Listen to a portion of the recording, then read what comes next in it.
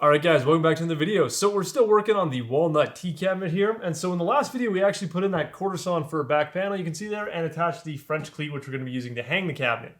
In this video, we're going to start working on the drawers that are going to go in the bottom two sections here. Now I've got this big chunk of 8/4 walnut here, and this is going to be the material that we're going to be using for both of the drawers and the tray that's going to be going in the middle section here. We're obviously going to have some leftover because this is a big piece, but we have to use our material wisely here in order to not waste too much. Because again, 8/4 walnut is probably one of the most expensive woods that are one of the most expensive general building woods that you can buy, and we don't want to waste it if we don't have to. So the way we're going to be breaking this down is actually pretty simple. Alright, so I've already gone through and laid out our cut lines on this piece of wood, so I know approximately the chunks that I need to separate this into. And so what I want to try and do with my drawers is I want to use face grain wood. Now, I could go through and make panels the same way we made the outside panels of the cabinet here, but for drawers, I generally like to keep them face grain because I think it looks really cool when you get that wavy cathedral grain going through the drawers. And so because you guys can't actually see the pencil lines on this piece of wood, basically all I've done here is I've got a line marked in about 3 7/8 in from the edge. That's my first drawer that I'm going to be using. And so with some quick calculations, I was able to find out that by using this 3 7/8 piece that I'm going to be cutting off of here, plus the length, or multiplied by the length of the 24 inches that this chunk is cut to, I can easily get all 4 pieces of my drawers, you know, front, back, and both sides, that are going to be 5/8 of an inch thick. And I can get those, plus I'll have a 3/4 inch piece left over of this 8/4 chunk that I can then split in half again to get the bottoms of my drawer. And so this works out really well by using materials as efficiently as possible. I know that by cutting this 8/4 chunk down to 3 7/8 inches wide and 24 inches long, that gives me all of my components for one drawer. I can do that again on this same piece and get the exact same drawer again, all fall in the same dimension. This small section at the end here is going to be more than enough to make our tray. And so on the end here, we have 2 5/8 inch thick lines, or cut lines here, and then we've got a whole about 2 inches just extra material that we're going to use to make the bottom of the tray and kind of anything else I end up needing. So we're going to head over to the bandsaw now, cut out these separate chunks, and then we'll go through the milling process to get them as flat as possible, and then we're going to get into resawing and actually just prepping all of our stock to make our drawer component.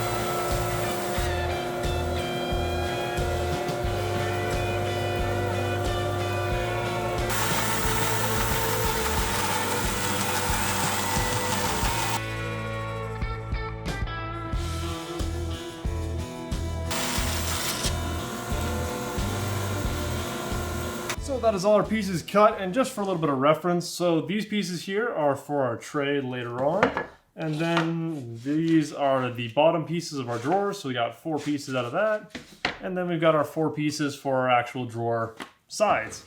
And so out of that big chunk that we started with, this is all that's left over. And so this is one of those interesting things. For me personally, this is one of the things that took me a long time to figure out, is if you have a good bandsaw, like my Raycon bandsaw with the 5/8 blade in there, can do any kind of resawing that I generally need. And if you have a bandsaw like that, working with 8/4 material is way more efficient for doing small stuff like this. If you're doing stuff like furniture, then you're just getting, generally the 4/4 material is going to work for more of your dimensions because you're working with that 3/4 inch a lot. But with this kind of stuff, 5/8 of an inch is a very common size with, you know, small boxes, small cabinets like this. And trying to get 5/8 inch material from 4/4 material is just not super efficient. Whereas, going from 8/4, it's super efficient. There's all of our pieces plus the extra for the base pieces of the drawers. So it's just a very efficient way to work. And so some fairly interesting stuff actually started to happen when I started cutting into it, and well, jointing it mainly is when I first noticed it. But our outer pieces, so the outer edges of that board, were actually pretty much quarter-sawn. So you can see on these pieces, we've got perfectly quarter-sawn, straight, beautiful grain. And then on the pieces right beside it, we've got curly cathedrals, big, wide cathedrals that just look really cool. And so we've got two options for what we can do here. We can make our drawers out of these big, wavy cathedrals here, or we can make our drawer fronts out of this nice straight grain quarter-sawn stuff. The other benefit of doing this is that I can actually make my drawer fronts book match. So they'll match each other. The bottom one will match the top one. And so the trick here is just kind of figure out what I think is personally going to work best. Now, I think that the quarter-sawn is what's going to work out best, just because this nice straight grain of the drawer fronts will match the nice straight grain of the outside of the whole cabinet. The other way to look at it is having these big curly grains, not really curly, just big grains, of the face grain pieces here. That'll add a lot of visual interest, and especially our drawers already know are going 10 3/8. So we've got this big point right in the middle here. So if we line up right on that, and so that's our problem, that's a small problem there, is this nice point that I would love to have as kind of the center of the drawer would be off-centered if I went with the drawer that way. Just given the way the grain is all laid out in all these pieces, is to stick with the quarter-sawn material. So again, of course, I love quarter-sawn material, as do most woodworkers, so it's going to be the best option, I think.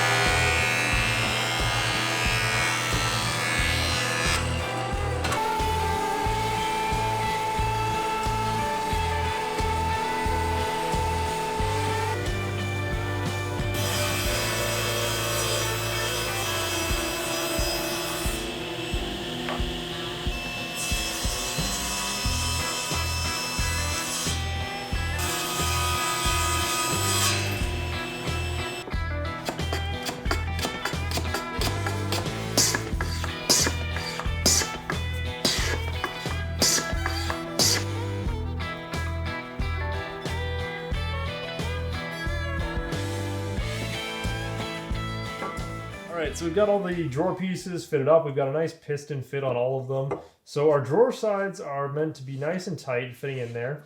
And so I left the sides of the drawers fairly tight. So I'll go in after we cut all our dovetails and plane them down just a little bit more so they're a little bit looser, so they slide a little bit easier. Right now they are fairly tight to pull in and out, but that's exactly what I want at this stage of the game.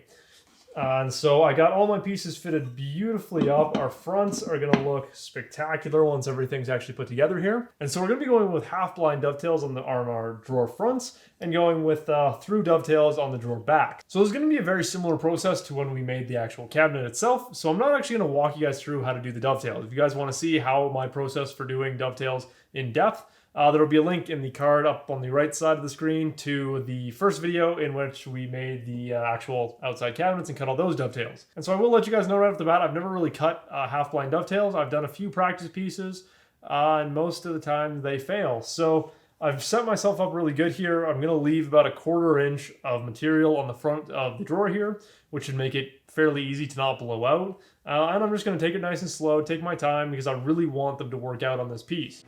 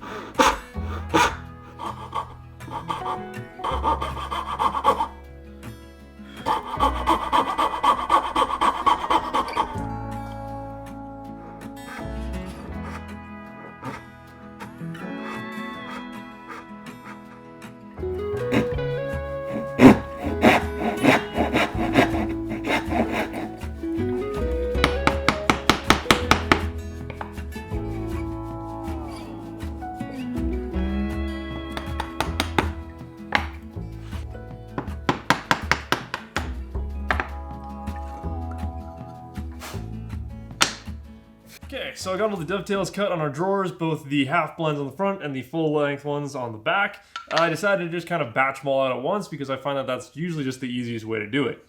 And so all we have to do now is actually just transfer these dovetails onto our fronts and back pieces. And so I'm going to start with the fronts, the half blind dovetails on here, because if I mess up there, at least I know that I can just give up on that drawer and move on, and I haven't already spent a bunch of time making the back ends fit and then trying to fit up the fronts, because I know I'm way more likely to mess up on the half blinds. And so by far my favorite part of doing dovetails is anytime you're doing drawers like this, where it's just so, you're doing nice simple dovetails like this that are just super easy to clean up, and it's just, it can be just such a quick, easy process that just makes it seem like so much more fun.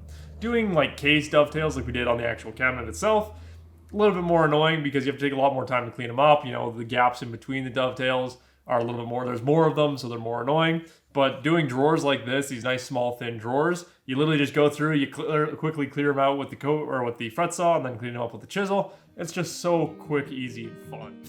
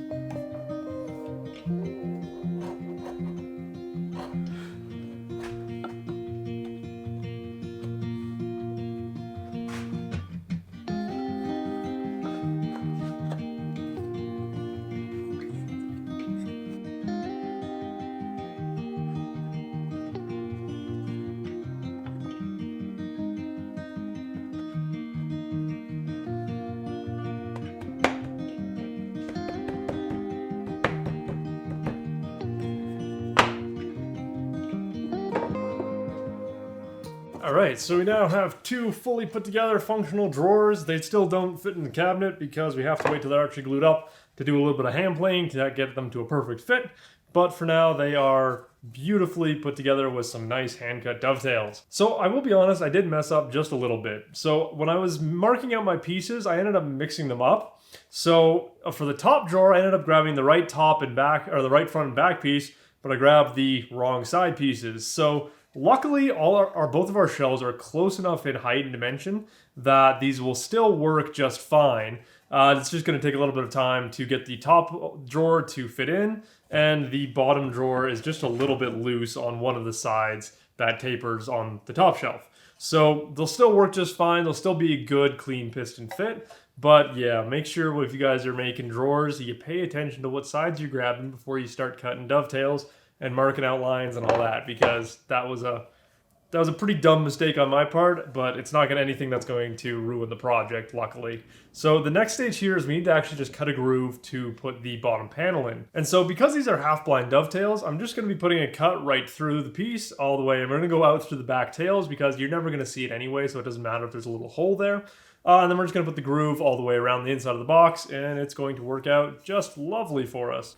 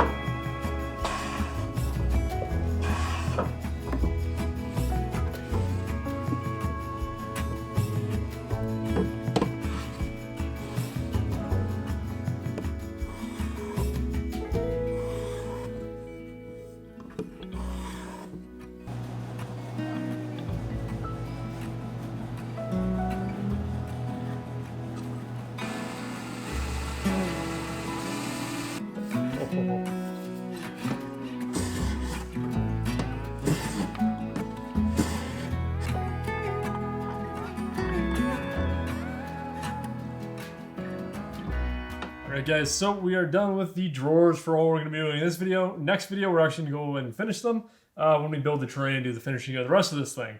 And so these worked out really nicely. We've got a really good piston fit in there. They go in and you can just feel the air getting exhausted through all the other areas. It's a really cool feeling, and I love being able to get with piston fit drawers like this. And so the knobs that I put on here are Horton Brass's 3/4 inch internal desk knobs, I think is their actual name. And they're just absolutely beautiful. It's my first time using drawer knobs from Horton Brasses, and I absolutely love them. These are the dark antique version, and I think once we get everything finished on here and get all the dust off of all the other areas, I think that this whole shelf is just going to look so good having those two little knobs on there. That I think, yeah, it's all just going to kind of come together looking really good. So I'm really excited for the next video because it's going to be the last one in this series, and yeah, it's going to be a good time getting some finish over this whole thing, doing all our final sanding and planing and all that, and getting that top tray in there. So I do hope you guys enjoyed this video, and I will see you in the next one.